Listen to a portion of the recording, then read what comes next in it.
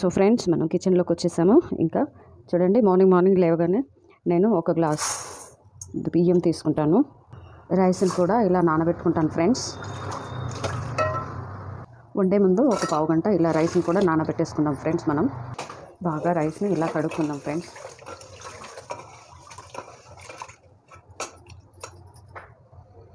కడిగేసిన నీరుని ఇలా పడేసుకుంటాము.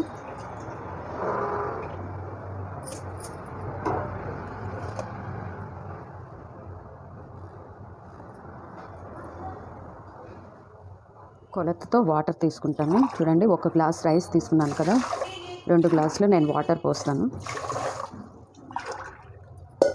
3 గ్లాసులు కూడా పోసుకుంటాను. ఈ రైస్ బాగా అవుతుంది ఫ్రెండ్స్, అందుకని 3 గ్లాసులు తీసుకున్నాను నేను, మెత్తగా అవుతుందని కొంచెం. సో ఇలా 10 నిమిషాలు రైస్ నానబెట్టేసుకొని మనం రైస్ కుక్కర్లో పెట్టేసుకుందాం. నెక్స్ట్ చూడండి, పప్పు నానబెట్టుకున్నాం కదా, అది నేను కుక్కర్లో వేసేసుకున్నాను ఫ్రెండ్స్. చూస్తున్నారు కదా, నానబెట్టుకున్న పప్పులో చూడండి ఇలా నేను రాళ్ళ ఉప్పు తీసుకుంటాను ఫ్రెండ్స్. పప్పు ఉడకబెట్టుకునే ముందు దీంట్లో ఒక ఉల్లిపాయ కట్ చేసుకొని వేసుకుందాము. ఇలా ఒక ఉల్లిపాయ కట్ చేసుకొని వేసుకుందాం ఫ్రెండ్స్. అలాగే ఇందులో ఒక చిటికెడు పసుపు కూడా వేసుకుందాము. అలాగే ఇందులో కొంచెం ఆయిల్ వేసేసుకుందాం, ఎందుకంటే బాయిల్కి పప్పు అనేది అంటుకోకుండా ఇలా వేసుకోవాలి ఫ్రెండ్స్. ఓకే, ఇలా మూత పెట్టేసుకుందాం. 3-4 విజిల్స్ వచ్చేంత వరకు మనం రైస్ కుక్కర్లో ఇలా పప్పుని ఉడకపెట్టేసుకుందాము. ఇది ఇప్పుడు మనం తయారు చేసేది పప్పుచారు ఫ్రెండ్స్, ఆంధ్ర పప్పుచారు. చూడండి ఎలా తయారు చేస్తాను అనేది. ఇలా రైస్ కుక్కర్ని కూడా నేను పెట్టేసుకున్నాను రైస్ ప్రిపరేషన్ కోసం. సో ఓ పక్కన పప్పు ఉడుకుతుంది, రైస్ కూడా ప్రిపరేషన్ అవుతుంది. పప్పు ఉడికేలోగా మనం చేసుకోవాల్సింది చూడండి, నేను కొద్దిగా చింతపండు తీసుకుంటున్నాను. ఇది వాష్ చేసుకుందాము, ఎందుకంటే షాప్లో నుంచి తెచ్చుకుంటాం కదా, అది ఇది డస్ట్ ఉంటుంది కాబట్టి వాష్ చేసుకుందాము. ఇలా నేను వాష్ చేసుకుంటాను. చింతపండులో ఇలా వాటర్ వేసేసి నానబెట్టేసుకుందాం కొద్దిసేపు. అప్పులోపు పప్పు ఉడికేలోపు ఇది కూడా నానుతుంది ఫ్రెండ్స్. విజిల్స్ వస్తున్నాయి ఫ్రెండ్స్, ఆల్మోస్ట్ పప్పు ఉడికిపోయింది, విజిల్స్ వస్తూ ఉన్నాయి.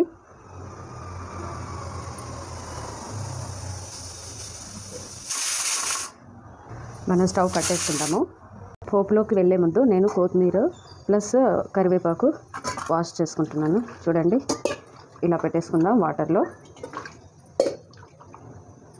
నెక్స్ట్ టమాటా పచ్చిమిర్చి కూడా వాటర్లో పెట్టేసుకుంటున్నాను. ఒక ఉల్లిగడ్డ తీసుకుంటున్నాను. పోపు కోసం మనం ఉల్లిపాయని ఇలా కట్ చేసుకుందాము. ముందుగా కొన్ని ఎల్లిపాయలు కూడా తీసుకుందాము. ఇలా ఇలా కొంచెం ఇలా చేద్దాము.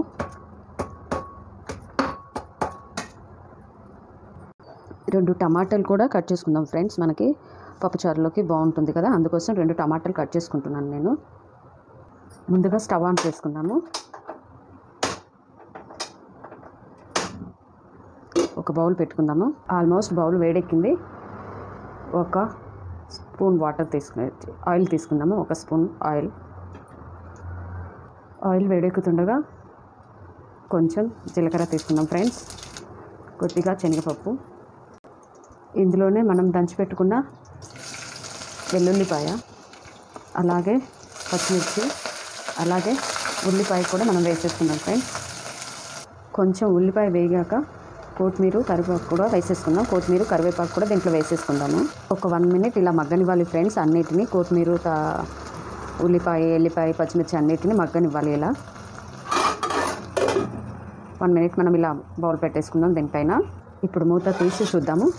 సో ఆల్మోస్ట్గా అన్నీ మగ్గిపోయాయి ఫ్రెండ్స్. ఇందులోనే టమాటా కట్ చేసుకున్న ముక్కల్ని కూడా ఇందులోనే వేసేసుకుందాం మనము. ఇలా మొత్తం కలిపి పెట్టేసుకుందాము. టమాటా అన్నీ మళ్ళీ ఒక 1 మినిట్ మగ్గనిద్దాం ఫ్రెండ్స్.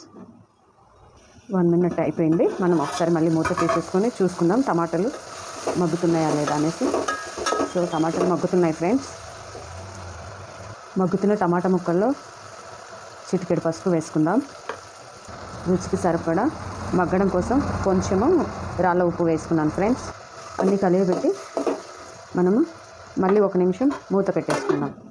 మూత తీసేసుకుందాం ఫ్రెండ్స్. టమాటాలు బాగా మగ్గిపోయాయి. ఇందులో 1 స్పూన్ కారం పొడి వేసుకుందాం ఫ్రెండ్స్.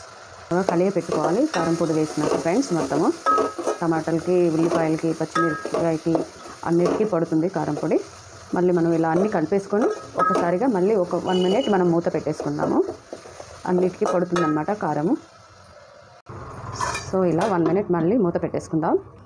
మనం బౌల్ తీసేసి చూసుకుందాం ఫ్రెండ్స్ ఒకసారిగా. కారం కూడా బాగా ఉడికిపోయింది, ఆయిల్ పైకి తేలుతుంది ఫ్రెండ్స్. ఇప్పుడు ఇందులోకి మనం చింతపండు నానబెట్టుకున్నాం కదా, ఆ వాటర్ని యాడ్ చేసుకుందాం. చింతపండు వాటర్ని వేసేసుకున్నాం కదా ఫ్రెండ్స్. మళ్ళీ ఇది ఒక 1 మినిట్ బాయిల్ అవ్వాలి.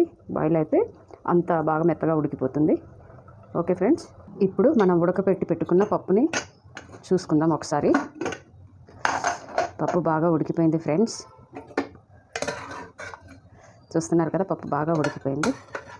దీన్ని పప్పు గుత్తి సహాయంతో రుబ్బేసుకుందాము ఇలాగా. సో ఫ్రెండ్స్, బాగా మసిలిపోయింది మన రసం వచ్చేసి. ఈ మసిలిపోతున్న రసంలో మనం ఉడకబెట్టిన పప్పుని పోసేసుకోవాలి. సో గుమగుమలాడే పప్పుచారు రెడీ అండి. నేనైతే ఇలా ఈ స్టైల్లో నేను చేస్తాను. మీరు ఎలా చేస్తారో నాతో షేర్ చేసుకోండి చిన్న కామెంట్ ద్వారా. ఓకే ఫ్రెండ్స్, థ్యాంక్ యూ అండి. నా ఛానల్ ఫస్ట్ టైం చూసినట్లయితే సబ్స్క్రైబ్ చేయండి, షేర్ చేయండి, లైక్ చేయండి, కామెంట్ చేయండి స్టైలిష్ సురాగా వ్లాగ్స్కి. ఓకే అండి, థ్యాంక్ యూ అండి. ఆంధ్ర స్టైల్ పప్పుచారు. ఓకే. సో ఫ్రెండ్స్, తయారైపోయింది పప్పుచారు మనది. ఇలా కూడా డిఫరెంట్గా చేసుకోవచ్చు పప్పుచారుని, చాలా బాగుంటుంది. వేడివేడిగా ఈ వర్షంలో పప్పుచారు రైస్ చాలా బాగుంటుంది. వచ్చేయండి ఫ్రెండ్స్, మనం లంచ్ డిన్నర్ నేను ప్రిపేర్ చేసేసాను, వచ్చేయండి తినేద్దాం. ఓకే ఫ్రెండ్స్, థ్యాంక్ యూ అండి నా వీడియో వాచ్ చేసినందుకు.